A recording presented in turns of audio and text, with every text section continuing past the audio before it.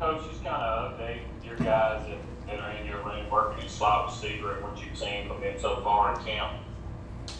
Yeah, we've got we've got several. The big boys are Spivey and Cumbest and Powers Warren, and I think they've been good. I think they enjoy it, those big guys, and we treat them all the same, as far as big or small, and so I think they're enjoying it, running around trying to catch some balls, and we're still going to block. That's really important for us as inside receivers, along with Jaden Wally over there, kind of on that side. Austin Williams and Payton, just being older, have been really good. They've been really impressive, kind of what we thought.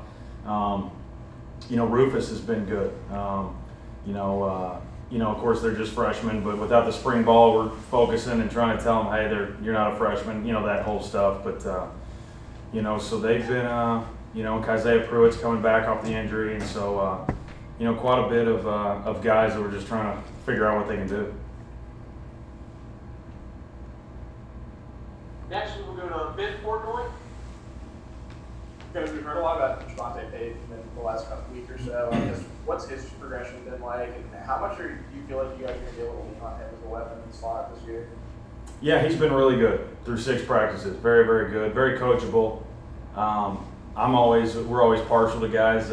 He loves football, and we can coach guys that love football. And so that's he's made it easy for that. Like I tell him and really all my guys a lot of them haven't played a ton, and so we'll see. And I understand what you're saying, but leaning on them and stuff, we'll see how that goes. Just because we got to get to a game day situation, but has been very impressed so far. Next question will go to Steve Robertson. Hey Dave, you mentioned us bigger guys at the top of your opening statement. Having guys like Compass and Spivey and Warren, what kind of advantages does that give you as a mismatch, against the defense? Who are you trying to kind of pair them up with? Yeah, no, it's a good question. Still trying to have them. I think we're all trying to teach them how to run all of my guys' routes within this offense. Just something that they hadn't done a ton of, that many people. For the bigger guys, trying to create an edge to the top of their route.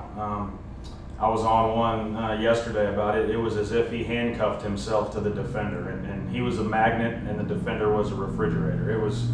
We're trying to create separation, and we need to do that better. But then I guess you could say, catch radius should be a lot bigger. They've got to make more of the competitive catches because they're bigger. They can body guys up. Their arms are longer. They've got to be able to do that. That's what I was telling them. Or they can't play as much. And then the smaller guys, their own characteristics where they won't play. So we're just trying to get really competitive in my room. Next, we'll throw over to Joel Coleman. Hey, Dave, you were talking about creating separation there. As we were talking to Devonte last night, he mentioned Fred Peters as a guy that was always on him, and he was really impressed with what Fred Peters had been doing defensively. Which one of those defensive guys have really been giving some of your guys some headaches? That's a good question. Number one, he's the corner. What's his name? He's really, really good. The long guy. My guys don't have to face him too much. Honestly, yeah, I got so much to worry about. I feel like with just our routes, and Coach Leach, we both kind of joke. We're like, hey, were those the ones or twos or the third defense out there? We're still trying to figure it out. I wish I had a better answer for you, but yeah, the top guys have been hemming us up a little bit, yeah. Next, we'll go to Hunter Cloud.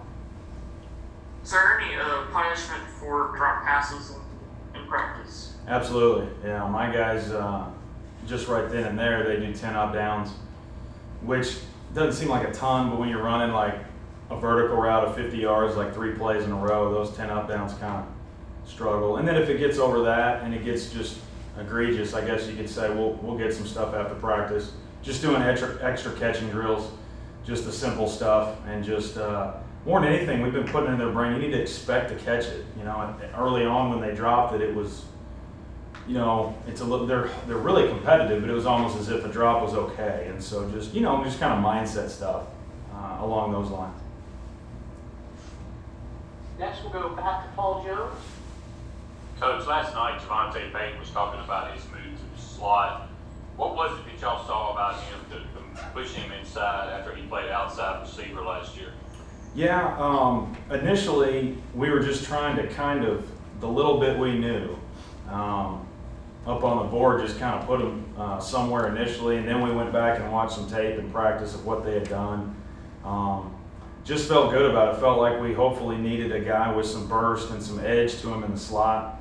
And I've always said, body type wise, I would take, 5 of him. I mean, historically, because he's long enough and he can roll, he can run, and and we still, I think we're okay right now, but we're always able to change. I mean, if we would change guys, it would be here pretty quick. But I think he's got a good home there. I sure hope so. I get to keep him. We'll head over to back to Ben Portnoy. Dave, you mentioned coaching kind of that mindset of being confident in catching the ball. How do you kind of simulate that, or what goes into maybe coaching that mindset or bringing that along with guys? Yeah, I just think you talk about, I mean, what's important to them. Are they, when you ask kids, are you tough? Do you have pride? Do you love football? I mean, the answer is always yes, but you got to show me. And so again, I think I said this when we first got here, and I don't think they think this, but there's a perception that, just because we're here, you're going to show up and walk out of the locker room and have 70 catches for the year, and it's just so inaccurate. And so, but yeah, just having pride in it, truly doing drills, jugs machines, tennis balls, but just letting them know, because the thing is, 3 incompletions pretty quick. That's, you're punting here in about 9 seconds. So, just saying, if we want to help the team, this is what we have to do, and they're embracing that. I think so. We will go back to Hunter. And the coaching of the confidence, is that something you've had to do before with teams, or is this kind of the first time? No, I was kind of lucky.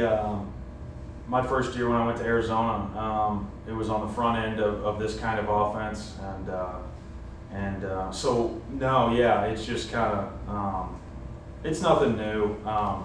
They're excited, I think it's just here's the expectations that we just don't drop it, so to speak, and so you know how it is. We're new, and once you set out the goals and the expectations, they're working to pick it up.